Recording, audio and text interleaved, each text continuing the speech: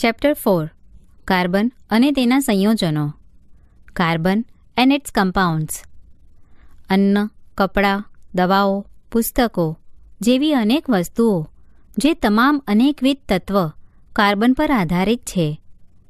પૃથ્વીના પોપડામાં અને વાતાવરણમાં હાજર કાર્બનની માત્રા ખૂબ જ અલ્પ છે. પૃથ્વીનો પોપડો ખનિજો સ્વરૂપે માત્ર 0.02% કાર્બન ધરાવે છે, જેમ કે કાર્બોનેટ, હાઇડ્રોજન કાર્બોનેટ, કોલસો અને પેટ્રોલિયમ. વાતાવરણમાં 0.03% કાર્બન ડાયોક્સાઇડ હોય છે. કુદરતમાં આટલી અલ્પ માત્રામાં કાર્બન પ્રાપ્ત હોવા છતાં કાર્બનનું મહત્ત્વ ઘણું છે. કાર્બનમાં બંધન, સહસંયોજક બંધ.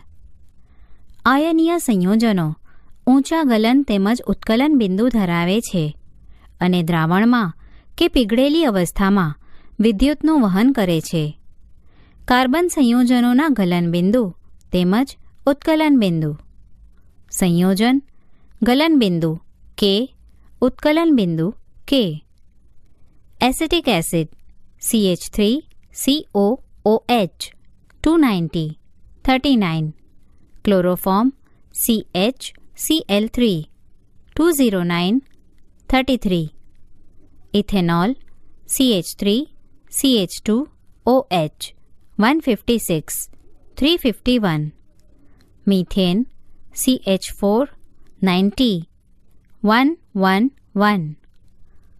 મોટાભાગના કાર્બન સંયોજનો વિદ્યુતના મંદ વાહકો છે.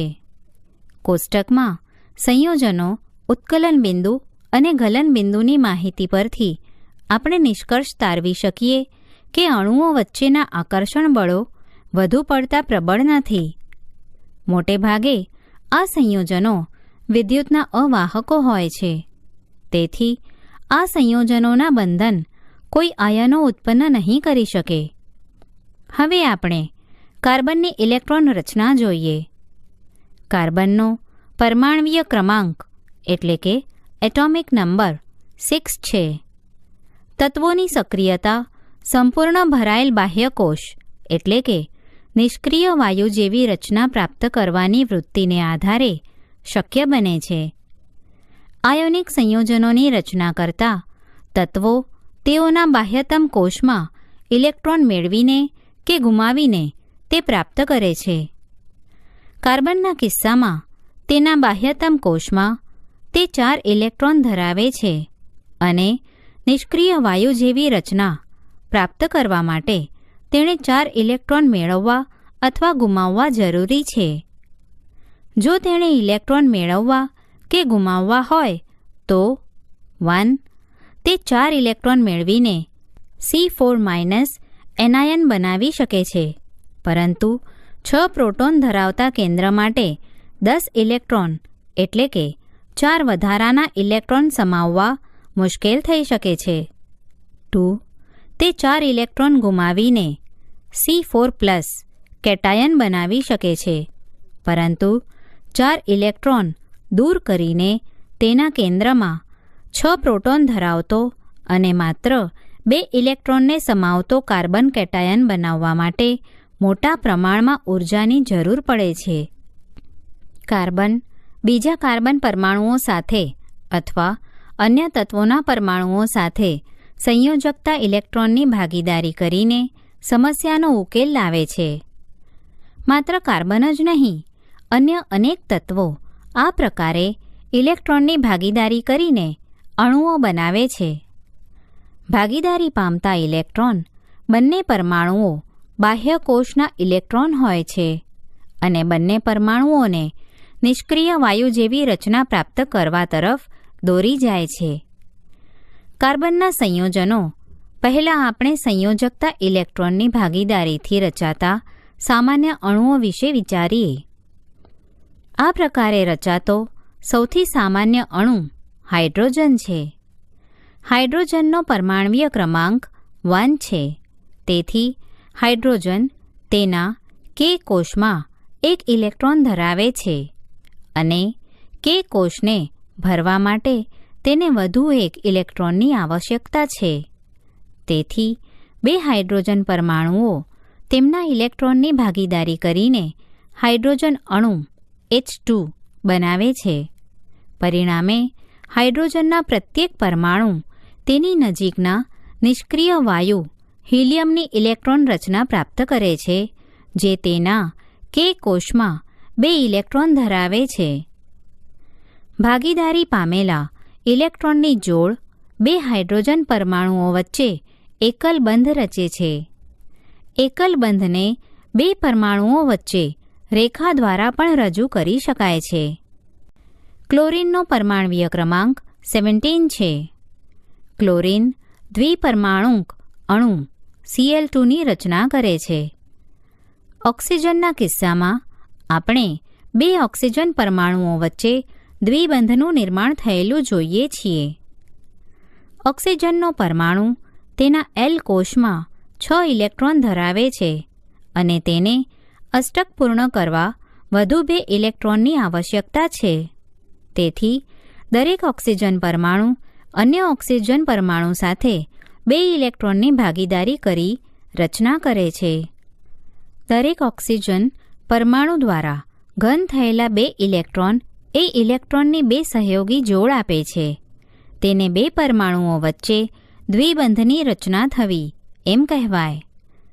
પાણીના અણુનું નિરૂપણ કરી શકાય કે તે એક ઓક્સિજન પરમાણુ અને 2 હાઇડ્રોજન પરમાણુ વચ્ચેના બંધનો પ્રકાર છે. અણુ એકલ બંધ ધરાવે છે. નાઇટ્રોજન 7 પરમાણ્વીય ક્રમાંક ધરાવે છે. અષ્ટક પ્રાપ્ત કરવા માટે નાઇટ્રોજનના અણુમાં રહેલ પ્રત્યેક નાઇટ્રોજન પરમાણુ 3 ઇલેક્ટ્રોનના ફાળા દ્વારા ઇલેક્ટ્રોનની 3 સહયોગી જોડ આપે છે. તેને 2 પરમાણુઓ વચ્ચે ત્રિબંધની રચના થવી એમ કહેવાય છે. N2ની ઇલેક્ટ્રોન બિંદુ રચના અને તેના ત્રિબંધનું નિરૂપણ આ પ્રમાણે કરી શકાય છે. એમોનિયાનો અણુ NH3 સૂત્ર ધરાવે છે. આ અણુ માટે આપણે ઇલેક્ટ્રોન બિંદુ રચના દોરી શકીએ કે જે તમામ 4 પરમાણુઓ નિષ્ક્રિય વાયુની રચના પ્રાપ્ત કરે છે. મિથેન કાર્બનનું સંયોજન છે. મિથેનનો બળતણ તરીકે બહોળો ઉપયોગ થાય છે. તેમજ તે બાયોગેસ અને નેચરલ ગેસ CNGનો મુખ્ય ઘટક છે. તે કાર્બન દ્વારા બનતા સૌથી સામાન્ય સંયોજનોમાંનું એક પણ છે. મિથેનનું સૂત્ર CH4 છે. હાઇડ્રોજનની સંયોજકતા 1 છે. કાર્બન ચતુઃસંયોજક છે કારણ કે તે 4 સંયોજકતા ઇલેક્ટ્રોન ધરાવે છે.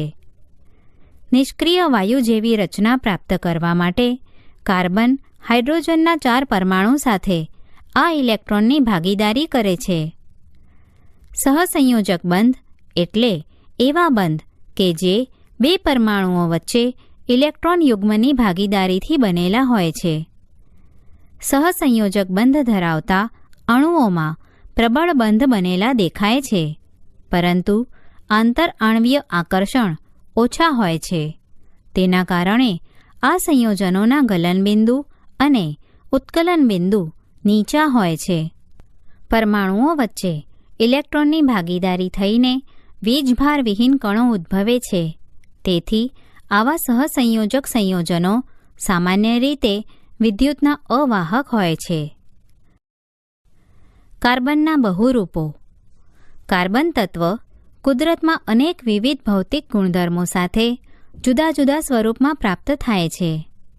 હીરો અને ગ્રેફાઇટ બંને કાર્બન પરમાણુઓના જ બનેલા હોય છે.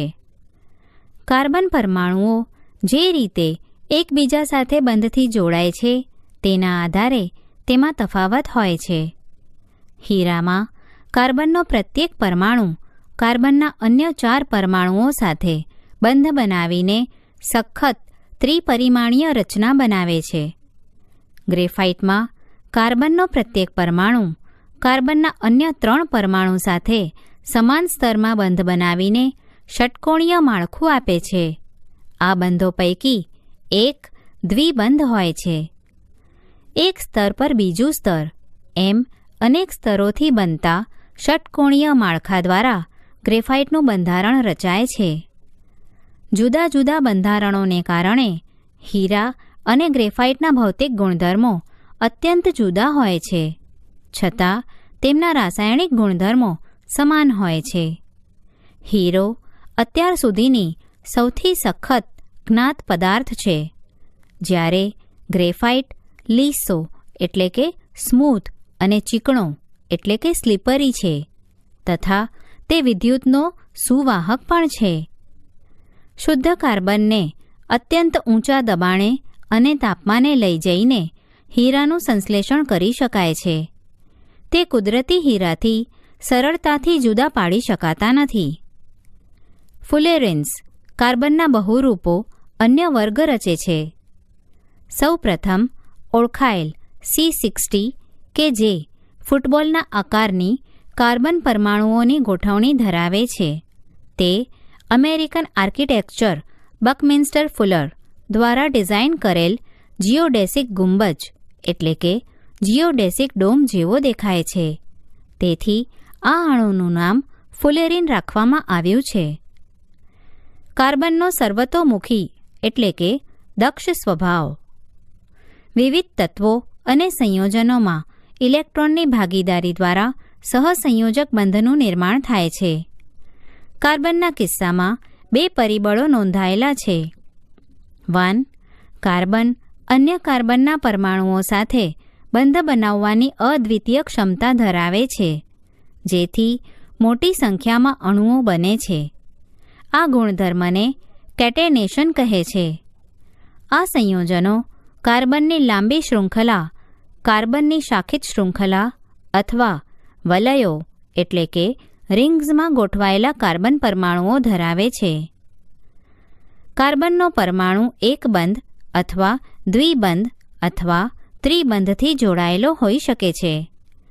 કાર્બનના પરમાણુઓ વચ્ચે માત્ર એક બંધથી જોડાયેલ કાર્બનના સંયોજનોને સંતૃપ્ત સંયોજનો એટલે કે સેચ્યુરેટેડ કમ્પાઉન્ડ્સ કહે છે. કાર્બન પરમાણુઓ વચ્ચે દ્વિબંધ કે ત્રિબંધ ધરાવતા કાર્બનના સંયોજનોને અસંતૃપ્ત સંયોજનો એટલે કે અનસેચ્યુરેટેડ કમ્પાઉન્ડ્સ કહે છે. કાર્બન સંયોજનોમાં જે હદે કેટેનેશનનો ગુણધર્મ જોવા મળે છે, તે કોઈ બીજા તત્વમાં જોવા મળતો નથી. સિલિકોન હાઇડ્રોજન સાથે જે સંયોજનો બનાવે છે, તેમાં 7 થી 8 પરમાણુઓ સુધીની જ શૃંખલા હોય છે. આ સંયોજનો અતિ ક્રિયાશીલ હોય છે. કાર્બન બંધ ખૂબ જ પ્રબળ હોય છે, તેથી તે સ્થાયી હોય છે, જે આપણને કાર્બન પરમાણુઓના એકબીજા સાથે જોડાણથી મોટી સંખ્યામાં સંયોજનો આપે છે. 2. કાર્બનની સંયોજકતા 4 હોય છે, તેથી તે કાર્બનના અન્ય 4 પરમાણુઓ અથવા કેટલાક અન્ય એક સંયોજક તત્વોના પરમાણુઓ સાથે બંધ બનાવવાની ક્ષમતા ધરાવે છે. Oxygen, hydrogen, nitrogen, sulphur, chlorine તથા અનેક અન્ય તત્વોની સાથે કાર્બનના સંયોજનો બને છે, જેના કારણે વિશિષ્ટ ગુણધર્મો ધરાવતા સંયોજનો બને છે, જે અણુમાં હાજર રહેલા કાર્બન સિવાયના તત્વ પર આધાર રાખે છે. કાર્બન મોટાભાગના અન્ય તત્વો સાથે જે બંધ બનાવે છે, તે ખૂબ જ પ્રબળ હોય છે, જે સંયોજનોને અપવાદ રૂપે સ્થાયી બનાવે છે. કાર્બન દ્વારા પ્રબળ બંધોના નિર્માણનું એક કારણ તેનું નાનું કદ છે, જેના કારણે કેન્દ્ર ભાગીદારી પામેલા ઇલેક્ટ્રોન યુગ્મોને મજબૂતાઈથી જકડી રાખે છે. મોટા પરમાણુઓ ધરાવતા તત્વો દ્વારા બનતા બંધો અત્યંત નિર્બળ હોય છે. સંતૃપ્ત અને અસંતૃપ્ત કાર્બન સંયોજનો.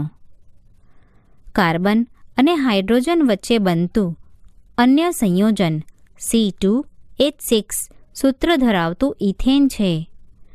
સરળ કાર્બન સંયોજનોના બંધારણ સુધી પહોંચવા માટેનો પ્રથમ તબક્કો કાર્બન પરમાણુઓને એકબીજા સાથે એકલ બંધથી જોડવા અને ત્યારબાદ કાર્બનની બાકી રહેલ સંયોજકતાઓને સંતોષવા માટે હાઇડ્રોજન પરમાણુઓનો ઉપયોગ કરવો.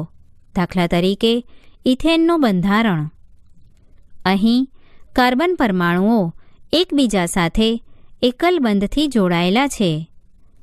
દરેક કાર્બન પરમાણુની 3 સંયોજકતા સંતોષાયા વગરની બાકી રહે છે. તેથી તે દરેક 3 હાઇડ્રોજન પરમાણુ સાથે બંધ બનાવીને આ પ્રમાણે સંરચના આપે છે. દરેક કાર્બન પરમાણુ 3 હાઇડ્રોજન પરમાણુઓ સાથે જોડાયેલો છે.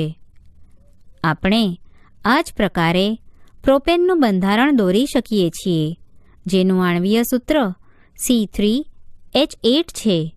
તેની સંરચના આ પ્રમાણે થશે. તમામ પરમાણુઓની સંયોજકતાઓ તેમની વચ્ચેના એકલ બંધોથી સંતોષાય છે. આવા કાર્બન સંયોજનોને સંતૃપ્ત સંયોજનો કહે છે. આ સંયોજનો સામાન્ય રીતે વધુ સક્રિય અથવા ક્રિયાશીલ હોતા નથી. કાર્બન અને હાઇડ્રોજનના એક અન્ય સંયોજનનું સૂત્ર C2H4 છે, જેને ઇથેન કહે છે. આ અણુનું નિરૂપણ આ પ્રમાણે કરીશું. અહીં દરેક કાર્બન પરમાણુ 2 હાઇડ્રોજન પરમાણુ મેળવીને દરેક કાર્બનની એક સંયોજકતા સંતોષાયા વગરની બાકી રહે છે. તે ત્યારે જ સંતોષાઈ શકે છે જ્યારે 2 કાર્બન પરમાણુઓ વચ્ચે દ્વિબંધ હોય, જેનાથી આપણને આ પ્રમાણે સંરચના મળશે. ઇથેનનું ઇલેક્ટ્રોન બિંદુ બંધારણ અહીં આપેલ છે. હાઇડ્રોજન અને કાર્બનનું અન્ય સંયોજન C2H2 સૂત્ર ધરાવે છે, જેને ઇથાઇન કહેવાય છે. ઇથાઇનનું ઇલેક્ટ્રોન બિંદુ બંધારણ દોરી શકાય છે. સંયોજકતાઓ સંતોષવા માટે 2 કાર્બન પરમાણુઓ વચ્ચે ત્રિબંધ હોવા જરૂરી છે. કાર્બન પરમાણુઓ વચ્ચે દ્વિબંધ કે ત્રિબંધ ધરાવતા કાર્બનના આવા સંયોજનો અસંતૃપ્ત કાર્બન સંયોજનો એટલે કે અનસેચ્યુરેટેડ કાર્બન કમ્પાઉન્ડ્સ તરીકે ઓળખાય છે, અને તેઓ સંતૃપ્ત કાર્બન સંયોજનો કરતાં વધુ ક્રિયાશીલ હોય છે. શૃંખલાઓ, શાખાઓ અને વલયો. કાર્બન પરમાણુઓની શૃંખલાઓ 10 કાર્બન પરમાણુ ધરાવે છે. તે પૈકીના 6ના નામ અને બંધારણ અહીં આપ્યા છે. કાર્બન અને હાઇડ્રોજનના સંતૃપ્ત સંયોજનોના સૂત્રો અને બંધારણ. C પરમાણુની સંખ્યા. નામ, સૂત્ર, બંધારણ. 1 methane CH4, 2 ethane C2H6, 3 propane C3H8, 4 butane C4H10, 5 pentane C5H12, 6 hexane C6H14. આપણે 4 પરમાણુઓથી કાર્બન કંકાલ બનાવીએ તો 2 જુદા જુદા કંકાલ બની શકે છે, જે આ પ્રમાણે છે. અહીં બાકી રહેલ સંયોજકતાઓને હાઇડ્રોજન વડે ભરપાઈ કરતા આ પ્રમાણે સૂત્ર મળશે. આ C4H10 સૂત્ર ધરાવતા 2 બંધારણો માટેના સંપૂર્ણ અણુઓ છે. આ બંને બંધારણો સમાન સૂત્ર C4H10 ધરાવે છે. સમાન આણ્વીય સૂત્ર પરંતુ ભિન્ન બંધારણો ધરાવતા આવા સંયોજનોને બંધારણીય સમઘટકો એટલે કે સ્ટ્રક્ચરલ આઇસોમર્સ કહે છે. સાયક્લોહેક્ઝેન C6H12 સૂત્ર સીધી તથા શાખાઓ ધરાવતી કાર્બન શૃંખલાઓ છે. તેઓ સંયોજનો વલયના સ્વરૂપમાં ગોઠવાયેલા કાર્બન પરમાણુઓ ધરાવે છે. તેનું બંધારણ આ મુજબ બનશે. રેખીય શૃંખલા, શાખીય શૃંખલા અને ચક્રીય કાર્બન સંયોજનો તમામ સંતૃપ્ત અથવા અસંતૃપ્ત હોઈ શકે છે. ઉદાહરણ તરીકે બેન્ઝીન. બેન્ઝીનનું સૂત્ર C6H6 છે. તેનું બંધારણ આ પ્રમાણે થશે. આ તમામ કાર્બન સંયોજનો કે જે માત્ર કાર્બન અને હાઇડ્રોજન ધરાવે છે તેમને હાઇડ્રોકાર્બન્સ કહેવાય છે. આ પૈકીના સંતૃપ્ત હાઇડ્રોકાર્બનને આલ્કેન કહેવાય છે. અસંતૃપ્ત હાઇડ્રોકાર્બન કે જે એક અથવા વધુ દ્વિબંધ ધરાવે છે તેને આલ્કીન કહે છે, જ્યારે એક અથવા વધુ ત્રિબંધ ધરાવે તેને આલ્કાઇન કહે છે. કાર્બન એક ખૂબ જ મૈત્રીપૂર્ણ તત્વ છે. આપણે કાર્બન અને હાઇડ્રોજનના સંયોજનો જોયા છે, પરંતુ કાર્બનના અન્ય તત્વો જેવા કે હેલોજન્સ, ઓક્સિજન, નાઇટ્રોજન અને સલ્ફર સાથે પણ બંધ બનાવે છે. હાઇડ્રોકાર્બન શૃંખલામાં આ તત્વો એવી રીતે એક અથવા વધુ હાઇડ્રોજનનું વિસ્થાપન કરી શકે છે કે જેથી કાર્બનની સંયોજકતા સંતોષાયેલી રહે. આવા સંયોજનોમાં હાઇડ્રોજનનું વિસ્થાપન કરતા તત્વને વિષમ પરમાણુ એટલે કે હેટેરો એટમ તરીકે ઓળખવામાં આવે છે. કાર્બન સંયોજનોમાં કેટલાક ક્રિયાશીલ સમૂહો કોષ્ટકમાં દર્શાવ્યા છે. વિષમ પરમાણુ, ક્રિયાશીલ સમૂહનું સૂત્ર Cl और Br, हेलो, क्लोरो और bromo. Cl, Br substitutes for hydrogen atom. Oxygen 1 alcohol OH, 2 aldehyde CHO, 3 ketone CO, 4 carboxylic acid COOH. આ વિષમ પરમાણુઓ અને તેમને સમાવતા સમૂહો સંયોજનોને વિશિષ્ટ ગુણધર્મો આપે છે, જે કાર્બન શૃંખલાની લંબાઈ અને સ્વભાવ પર આધારિત નથી હોતા. તેથી તેમને ક્રિયાશીલ સમૂહો એટલે કે ફંક્શનલ ગ્રુપ્સ કહે છે. સમૂહની મુક્ત સંયોજકતા અથવા સંયોજકતાઓ એકલ રેખા દ્વારા દર્શાવાય છે.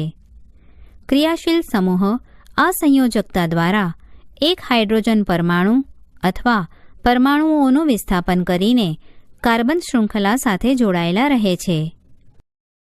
સમાનધર્મી શ્રેણી. કાર્બન શૃંખલામાં રહેલ હાઇડ્રોજનને સમાન પ્રકારના ક્રિયાશીલ સમૂહ દ્વારા વિસ્થાપિત કરવામાં આવેલ હોય તેને સમાનધર્મી શ્રેણી કહેવાય છે.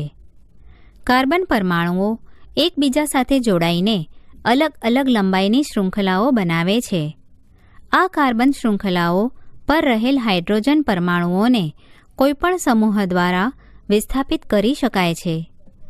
આલ્કોહોલ જેવા ક્રિયાશીલ સમૂહની હાજરી કાર્બન સંયોજનના ગુણધર્મો સૂચવે છે. ભલે પછી કાર્બન શૃંખલાની લંબાઈ ગમે તેટલી હોય. CH3OH, C2H5OH, C3H7OH તથા C4H9OH ના રાસાયણિક ગુણધર્મોમાં ઘણી સમાનતા છે. ક્રમિક સભ્યો સક્સીડિંગ મેમ્બર્સ C3H6, C4H8 અને C5H10 સૂત્રો ધરાવે છે. તેઓ પણ CH2 એકમથી જુદા પડે છે. આલ્કીનનું સામાન્ય સૂત્ર CnH2n સ્વરૂપે લખી શકાય, જ્યાં n = 2, 3, 4 થાય. કોઈપણ સમાનધર્મી શ્રેણીમાં આણ્વીય દળ વધે ત્યારે ભૌતિક ગુણધર્મોમાં ક્રમબદ્ધતા એટલે કે ગ્રેડેશન જોવા મળેલ છે. આણ્વીય દળ વધવાથી ગલનબિંદુ તેમજ ઉત્કલન બિંદુ વધે છે. અન્ય ભૌતિક ગુણધર્મો જેમ કે ચોક્કસ દ્રાવકમાં દ્રાવ્યતા એટલે કે સોલ્યુબિલિટી પણ સમાન ક્રમબદ્ધતા દર્શાવે છે. પરંતુ રાસાયણિક ગુણધર્મો કે જે ક્રિયાશીલ સમૂહ દ્વારા સંપૂર્ણપણે નિર્ધારિત કરવામાં આવે છે તે સમાનધર્મી શ્રેણીમાં એક સમાન જળવાઈ રહે છે. કાર્બન સંયોજનોનું નામકરણ. સમાનધર્મી શ્રેણીમાં સંયોજનોના નામનો આધાર મૂળભૂત કાર્બનની એવી શૃંખલાઓ પર રહેલો છે કે જેમાં ક્રિયાશીલ સમૂહની પ્રકૃતિ સૂચવતા પૂર્વક એટલે કે પ્રીફિક્સ શબ્દ સમૂહ આગળ કે પ્રત્યય સફિક્સ શબ્દ સમૂહ પાછળ દ્વારા ફેરફાર થાય છે. ઉદાહરણ તરીકે મિથેનોલ, ઇથેનોલ, પ્રોપેનોલ અને બ્યુટેનોલ વગેરે. કાર્બન સંયોજનોનું નામકરણ કરવાની પદ્ધતિ. 1.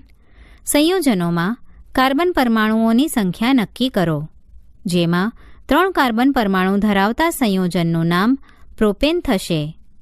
2. ક્રિયાશીલ સમૂહની હાજરીના કિસ્સામાં તેને પૂર્ણ અથવા પ્રત્યય સહિત સંયોજનના નામમાં દર્શાવાય છે. 3. જો ક્રિયાશીલ સમૂહનું નામ પૂર્વગના આધારે આપવામાં આવે તો કાર્બન શૃંખલાના છેડે ઈ દૂર કરીને તેમાં યોગ્ય પ્રત્યય લગાવીને નામ અપાય છે. દાખલા તરીકે કીટોન સમૂહ ધરાવતા 3 કાર્બનની શૃંખલાને પ્રોપેન -E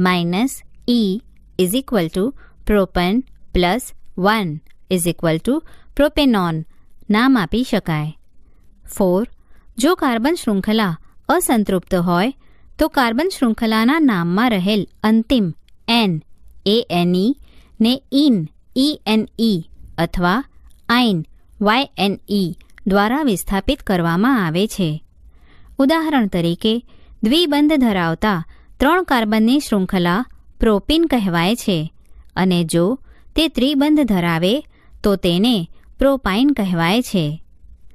ક્રિયાશીલ સમૂહોનું નામકરણ અહીં દર્શાવેલ છે.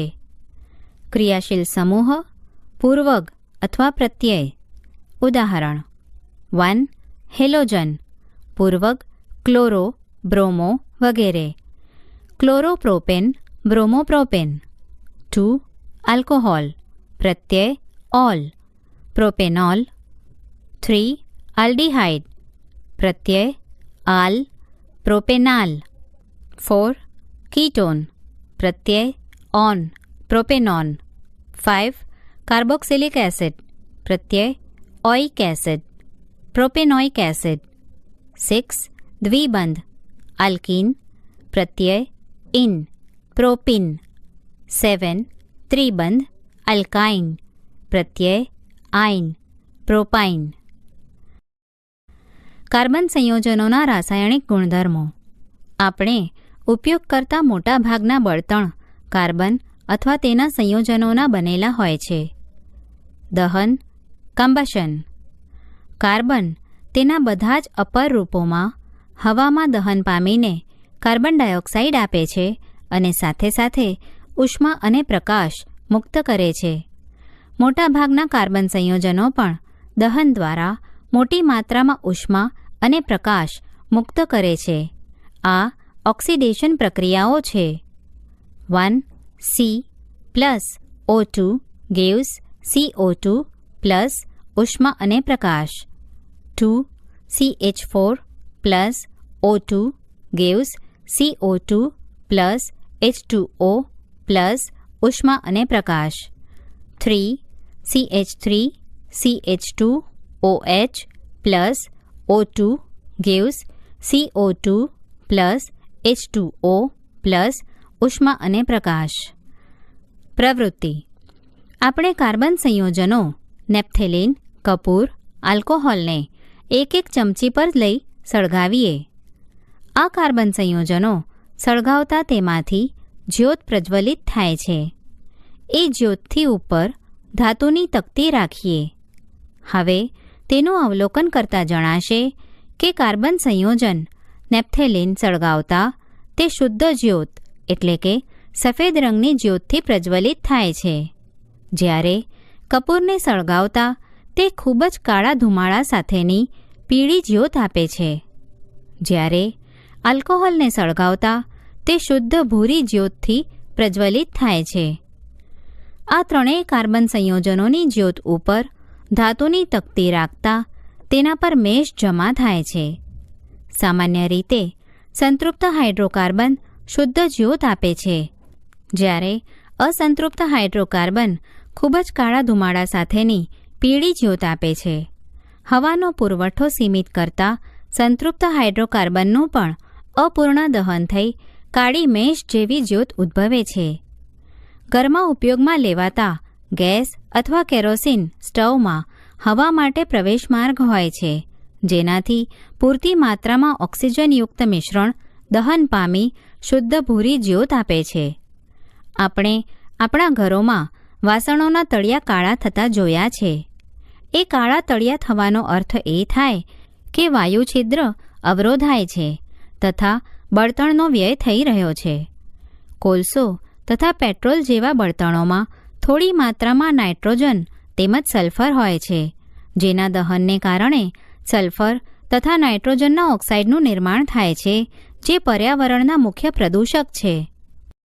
ઓક્સિડેશન પ્રવૃત્તિ. એક કસનળીમાં આશરે 3 ml ઇથેનોલ લઈશું. તેને પાણી ઉષ્મક એટલે કે વોટર બાથમાં ધીમે ધીમે હુંફાળું ગરમ કરીશું. ત્યારબાદ આ દ્રાવણમાં આલ્કલાઇન પોટેશિયમ પરમેંગેનેટનું 5% દ્રાવણ ટીપે ટીપે ઉમેરીએ.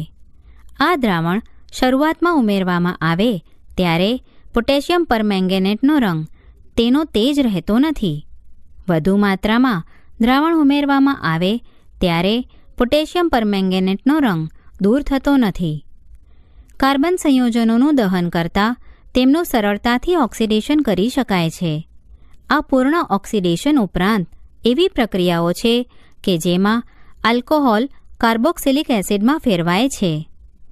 CH3CH2OH in presence of alkaline KMnO4 plus ઉષ્મા અથવા એસિડિક K2Cr2O7 plus ઉષ્મા gives CH3COOH. કેટલાક પદાર્થો અન્ય પદાર્થોમાં ઓક્સિજન ઉમેરવા માટે સક્ષમ હોય છે, જેને ઓક્સિડેશન કરતા એટલે કે ઓક્સિડાઇઝિંગ એજન્ટ્સ કહેવાય છે. આલ્કલાઇન પોટેશિયમ પરમેંગેનેટ અથવા એસિડિક પોટેશિયમ ડાયક્રોમેટ આલ્કોહોલનું કાર્બોક્સિલિક એસિડમાં ઓક્સિડેશન કરે છે, એટલે કે તે શરૂઆતની સામગ્રીમાં ઓક્સિજન ઉમેરે છે, તેથી તે ઓક્સિડેશન કરતા કહેવાય છે. યોગશીલ પ્રક્રિયા એડિશન રિએક્શન. પેલેડિયમ અથવા નિકલ જેવા ઉદ્દીપકોની હાજરીમાં અસંતૃપ્ત હાઇડ્રોકાર્બનમાં હાઇડ્રોજન ઉમેરાઈને સંતૃપ્ત હાઇડ્રોકાર્બન આપે છે. ઉદ્દીપકો એવા પદાર્થો છે કે જે પ્રક્રિયાને અસર પહોંચાડ્યા વગર જ પ્રક્રિયાને જુદા જુદા દરથી આગળ વધારે છે. આ પ્રક્રિયાનો ઉપયોગ સામાન્ય રીતે વનસ્પતિ તેલના હાઇડ્રોજિનેશનમાં નિકલ ઉદ્દીપકના ઉપયોગ દ્વારા થાય છે. વનસ્પતિ તેલ સામાન્ય રીતે લાંબી અસંતૃપ્ત કાર્બન શૃંખલા ધરાવે છે, જ્યારે પ્રાણિજ ચરબીમાં સંતૃપ્ત કાર્બન શૃંખલા હોય છે. જાહેરાતોમાં વનસ્પતિ તેલને સ્વાસ્થ્યવર્ધક કહે છે.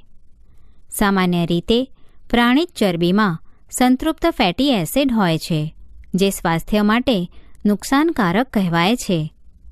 ખોરાક રાંધવા માટે સંતૃપ્ત ફેટી એસિડ ધરાવતા તેલ પસંદ કરવા જોઈએ.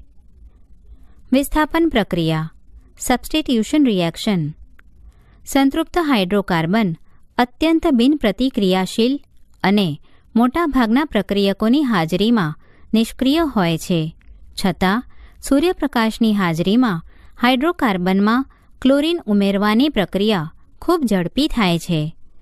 ક્લોરીન એક પછી એક હાઇડ્રોજન પરમાણુઓનું વિસ્થાપન કરે છે, જેને વિસ્થાપન પ્રક્રિયા કહે છે, કારણ કે એક પ્રકારના પરમાણુ અથવા પરમાણુઓનો સમૂહ અન્યનું સ્થાન લે છે. સામાન્ય રીતે ઊંચા સમાનધર્મી આલ્કેન સાથે અનેક નિપજોનું નિર્માણ થાય છે, જેમ કે સૂર્યપ્રકાશની હાજરીમાં CH4 plus Cl2 gives CH3Cl plus HCl નિર્માણ થાય છે. કેટલાક મહત્વપૂર્ણ કાર્બન સંયોજનો. ઇથેનોલ અને ઇથેનોઇક એસિડ. બધા કાર્બન સંયોજનો અમૂલ્ય છે, જ્યારે ઔદ્યોગિક રીતે અગત્યના બે સંયોજનો ઇથેનોલ અને ઇથેનોઇક એસિડ છે. 1. ઇથેનોલના ગુણધર્મો. Properties of ethanol. ઓરડાના તાપમાને ઇથેનોલ પ્રવાહી છે. તેનું સંયોજન સૂત્ર CH3CH2OH છે. ઇથેનોલનું ગલનબિંદુ 156 અને ઉત્કલન બિંદુ 351 છે. ઇથેનોલને સામાન્ય રીતે આલ્કોહોલ કહેવાય છે અને તે તમામ આલ્કોહોલિક પીણાનો સક્રિય ઘટક છે. તે સારો દ્રાવક હોવાથી ટિંક્ચર આયોડિન, કફ સિરપ, દવાઓ તેમજ અનેક ટોનિક્સમાં પણ ઉપયોગમાં લેવાય છે. ઇથેનોલ તમામ પ્રમાણમાં પાણીમાં દ્રાવ્ય છે. મંદ ઇથેનોલનું થોડી માત્રાનું સેવન નશો ઉત્પન્ન કરે છે, જે કરવું અપરાધ ભરેલું છે. જો કે શુદ્ધ આલ્કોહોલની અલ્પ માત્રામાં લેવી પણ ઘાતક છે. લાંબા ગાળાનું આલ્કોહોલનું સેવન પણ અનેક સ્વાસ્થ્ય સમસ્યાઓ તરફ દોરી જાય છે. ઇથેનોલની પ્રક્રિયાઓ. Reactions of ethanol. 1. સોડિયમ સાથે પ્રક્રિયા. 2Na plus 2CH3CH2OH gives 2CH2CH2O minus Na plus sodium ethoxide plus H2. આલ્કોહોલની સોડિયમ સાથેની પ્રક્રિયા હાઇડ્રોજન ઉત્પન્ન કરે છે. ઇથેનોલ સાથે અન્ય નીપજ સોડિયમ ઇથોક્સાઇડ હોય છે. 2. અસંતૃપ્ત હાઇડ્રોકાર્બન આપતી પ્રક્રિયા.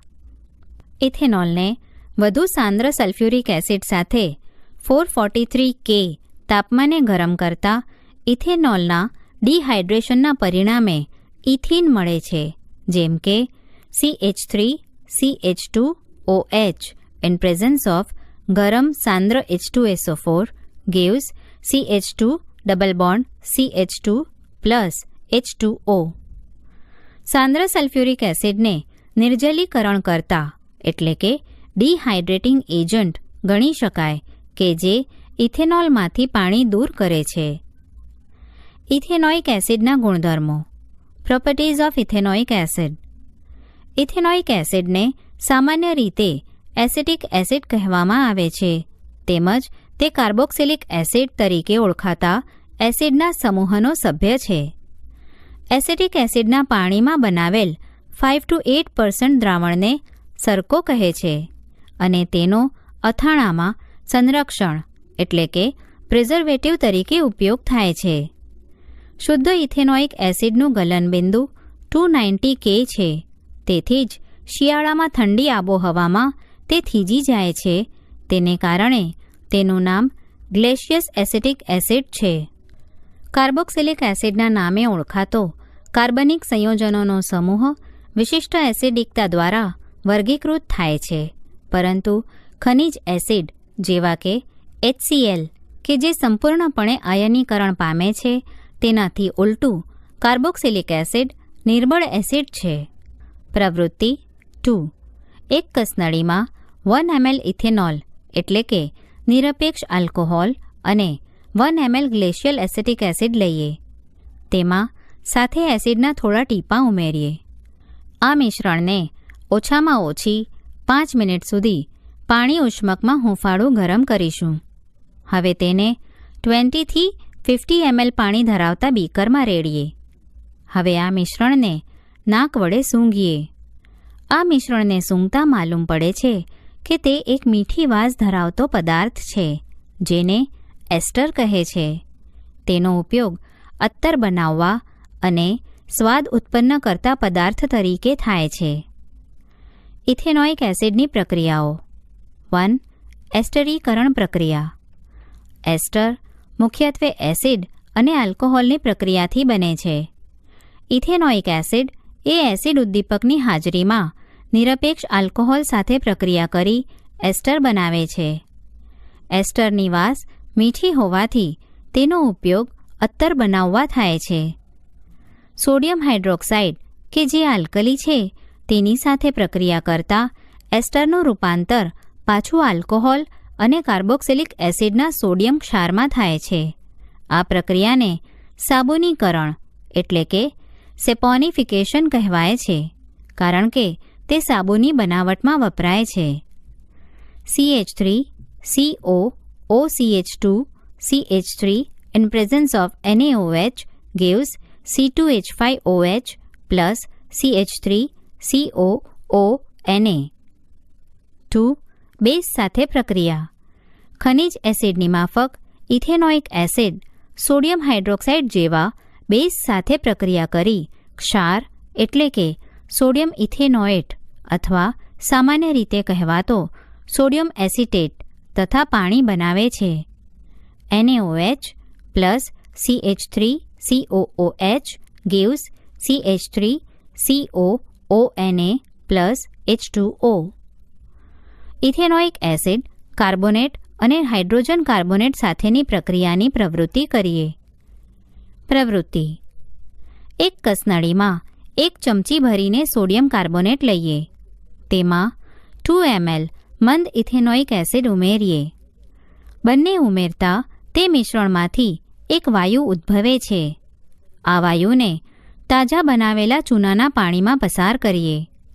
અવલોકન કરતાં જણાશે કે ઇથેનોઇક એસિડ અને સોડિયમ કાર્બોનેટ વચ્ચેની પ્રક્રિયાથી ઉદ્ભવતા કાર્બન ડાયોક્સાઇડ વાયુની ઓળખ થઈ શકે છે. 3. કાર્બોનેટ અને હાઇડ્રોજન કાર્બોનેટ સાથે પ્રક્રિયા. ઇથેનોઇક એસિડ, કાર્બોનેટ અને હાઇડ્રોજન કાર્બોનેટ સાથે પ્રક્રિયા કરતાં તેમાંથી ક્ષાર, કાર્બન ડાયોક્સાઇડ અને પાણી બને છે. ઉત્પન્ન થતા ક્ષારને સામાન્ય રીતે એસિટેટ કહેવાય છે. 2CH3COOH plus Na2CO3 gives 2CH3COONA plus H2O plus CO2. CH3COOH plus NaHCO3 gives CH3COONA plus H2O plus CO2. સાબુ અને પ્રક્ષાલકો, સોપ્સ અને ડિટર્જન્ટ્સ. પ્રવૃત્તિ: 2 કસનળી લો. તે બંને કસનળીમાં 10 ml પાણી ભરો. પાણી ભરેલ બંને કસનળીમાં 1 તેલનું ટીપું ઉમેરો. આ બંને કસનળીને A અને B નામ આપીએ. B કસનળીમાં સાબુના દ્રાવણના થોડા ટીપા ઉમેરીએ. ત્યારબાદ બંને કસનળીને એક સમાન રીતે પ્રબળતાથી હલાવીએ. તેમને હલાવવાનું બંધ કર્યા પછી આપણે તરત જ બંને કસનળીમાં તેલ અને પાણીના સ્તરને અલગ જોઈ શકીએ છીએ. એ જ પ્રમાણે આપણે બંને કસનળીને થોડા સમય માટે ખલેલ પહોંચાડ્યા વગર રાખી મૂકીએ તો આપણને જોવા મળે કે તેલનું સ્તર અલગ થઈ જાય છે. આપણે સૌપ્રથમ કસનળી બીમાં તેલનું સ્તર ઝડપથી અલગ થતું જોઈ શકીએ છીએ, કારણ કે તેલ પાણીમાં દ્રાવ્ય થઈ શકતું નથી. સફાઈમાં સાબુની અસર. આપણને સફાઈમાં સાબુની મહત્વની અસર જોવા મળે છે. મોટે ભાગે મેલ એટલે કે ડર્ટ સ્વભાવે તૈલી હોય છે અને તેલ પાણીમાં દ્રાવ્ય થઈ શકતું નથી. સાબુના અણુ લાંબી શૃંખલા ધરાવતા કાર્બોક્સિલિક એસિડના સોડિયમ અથવા પોટેશિયમ ક્ષાર છે. સાબુનો આયનીય છેડો પાણીમાં દ્રાવ્ય થાય છે, જ્યારે કાર્બન શૃંખલા તેલમાં દ્રાવ્ય થાય છે. તેથી સાબુના અણુ મિસેલની રચના બનાવે છે, જ્યાં અણુઓનો એક છેડો તેલના ટીપા તરફ, જ્યારે આયનીય છેડો બહાર તરફ હોય છે. તે પાણીમાં પાયસ એટલે કે ઇમલ્શનની રચના કરે છે. આમ સાબુનું મિસેલ મેલને પાણીમાં દ્રાવ્ય થવામાં મદદ કરે છે અને આપણે આપણા કપડાં ધોઈને ચોખ્ખા કરી શકીએ છીએ. પ્રવૃત્તિ 1. 2 જુદી જુદી કસનળીમાં 10 ml નિસ્યંદિત પાણી એટલે કે વરસાદનું પાણી અને 10 ml કઠિન પાણી એટલે કે કૂવાનું અથવા હેન્ડપંપનું પાણી લઈએ. હવે બંને પાણીમાં સાબુના દ્રાવણના 2 ટીપાં ઉમેરીએ. હવે બંને કસનળીને એક સમાન રીતે પ્રબળતાથી હલાવીએ. બંને કસનળી હલાવતા તેમાં ફીણ ઉદ્ભવે છે. આપણને નિસ્યંદિત પાણીની કસનળીમાં ફીણ જોવા મળે છે, જ્યારે કઠિન પાણીની કસનળીમાં દહીં જેવા સફેદ અવક્ષેપ મળે છે. પ્રવૃત્તિ 2. 2 કસનળી લઈ તેમાં 10 ml કઠિન પાણી લઈએ. એક કસનળીમાં સાબુના દ્રાવણના 5 ટીપા અને બીજીમાં પ્રક્ષાલકતા દ્રાવણના 5 ટીપા ઉમેરીએ. હવે બંને કસનળીને સમાન રીતે હલાવીએ. પ્રથમ કસનળીમાં આપણને ફીણની માત્રા જોવા મળે છે, જ્યારે પ્રક્ષાલકતાવાળી કસનળીમાં દહીં જેવો ઘન પદાર્થ ઉદ્ભવેલો નજર પડે છે, કારણ કે પ્રક્ષાલકતા કઠિન પાણીમાં પ્રભાવી અસર કરે છે. સ્નાન કરતી વખતે આપણને ક્યારેક એવો અનુભવ થાય છે કે ફીણ મુશ્કેલીથી બની રહ્યું છે અને પાણીથી શરીર ધોઈ લીધા પછી કોઈ અદ્રાવ્ય પદાર્થ એટલે કે મેલનું સ્તર જમા રહે છે. આવું થવાનું કારણ સાબુ કઠિન પાણીમાં રહેલ કેલ્શિયમ અને મેગ્નેશિયમ ક્ષારો સાથે પ્રક્રિયા કરે છે, જેનાથી આપણને વધુ માત્રામાં સાબુનો ઉપયોગ કરવો પડે છે. અન્ય વર્ગના સંયોજનો કે જેને પ્રક્ષાલકો કહે છે તેનો સફાઈકર્તા તરીકે ઉપયોગ કરી આ સમસ્યાનું નિવારણ લાવી શકાય છે. પ્રક્ષાલક લાંબી કાર્બોક્સિલિક એસિડની શૃંખલાના એમોનિયા અથવા સલ્ફોનેટ ક્ષાર છે. આ સંયોજનોના વીરભારિત છેડા કઠિન પાણીમાં હાજર કેલ્શિયમ અને મેગ્નેશિયમ આયનો સાથે અદ્રાવ્ય અલક્ષેપ બનાવતા નથી.